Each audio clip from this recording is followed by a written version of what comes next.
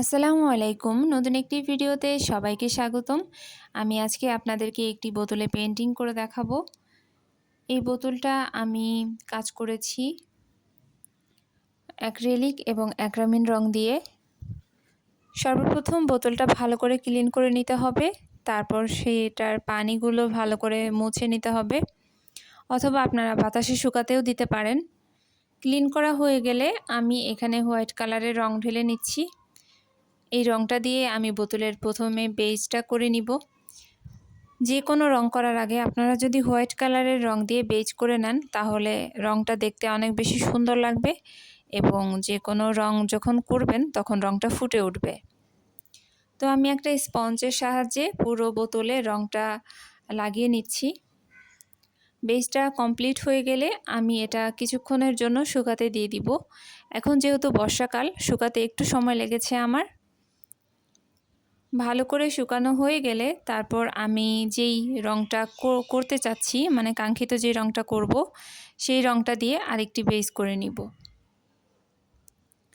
আমি এখন আরেকটি রং দিয়ে যে বেজ করব সেটা হচ্ছে পেস্ট কালার। পেস্ট কালারের রংটা আমার কাছে অনেক ভালো লাগে, তো আমি এই কালারটা দিয়েই এখন পরবর্তী বেজটা করে নিব।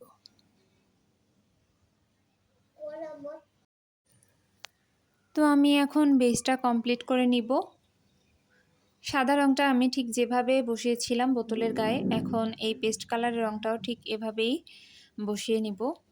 বসানো কমপ্লিট হয়ে গেলে আমি এখন এটা শুকানোর জন্য দিয়েছিলাম। পুরোপুরি শুকাতে বেশ সময় লেগেছে। প্রথমেই বলেছি এখন বর্ষাকাল, বাতাসে আর্দ্রতার পরিমাণ অনেক বেশি থাকে, এই জন্য শুকাতে সময় লাগে। তো আমি এখন হোয়াইট কালার দিয়ে আরেকটা লাইনার করে নিচ্ছি। আমি যেহেতু এখানে ডিজাইনটি করব সাদা রং দিয়ে, এই জন্য। তো এভাবে করার পরে আমি এখানে সিম্পল পাতার ডিজাইন এঁকে নিব।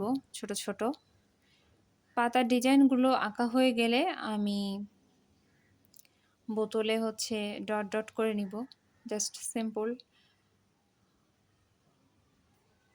তো দেখতে পাচ্ছেন আমি পাতার ডিজাইনটা করে নিচ্ছি। এভাবে আমি পুরো চারপাশ ঘুরিয়ে ঘুরিয়ে পাতাগুলো করে নিব।